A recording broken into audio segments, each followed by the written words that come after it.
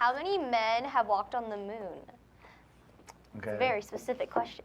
That is a specific question. And also, I'm going to argue that's sort of like a trivia question, not really a science question.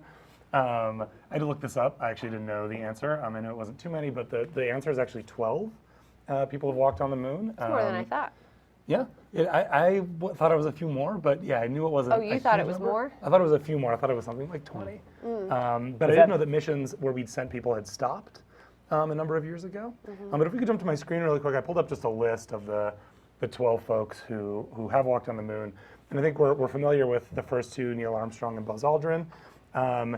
And if you look at this list that goes 1 through 12 of all the folks that have been on the moon, the last moon landing where we actually sent people onto the moon was December of 1972. So a while ago, and I guess I just wanted to briefly address, I think we can maybe tread a little further into science if we just briefly talk about why were we going to the moon so much during that period between 1969 and 1972, and what were we hoping to achieve there, and why don't we still send people to the moon? So in any case, again, this is maybe not totally the purview of science, so I'm going to do a little bit of science here, but also just talk a little bit of what I know of the history, although I'm not a huge history buff when it comes to space exploration. But I know that in the 1960s, NASA was ramping up a space program, and sometime in the mid-1960s, NASA was able to achieve its first soft landing on the moon. Folks at home might know that in the 1960s and going forward, the United States was involved in what was known as the Cold War with the Soviet Union. And that the Cold War was an escalation of a variety of different things, but one of the ways that the Cold War manifested itself was the competition between the Soviet Union and the United States regarding their space programs.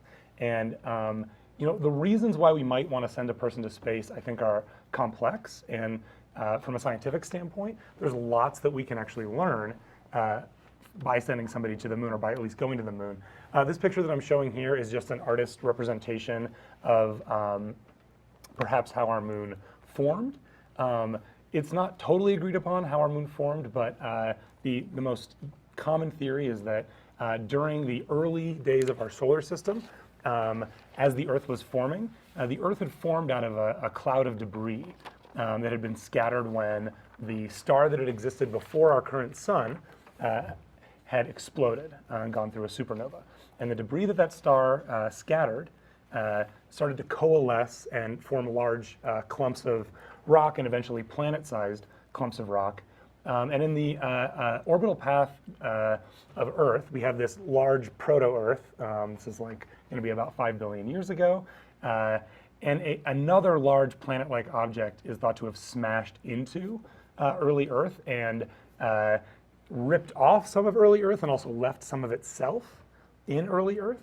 And then the chunk that flew away from Earth at that point was pulled into Earth's own orbit, the orbit of this proto-Earth planet that had some material added to it. And so now you have the moon, this early moon orbiting the early Earth about, a little over 4.5 billion years ago.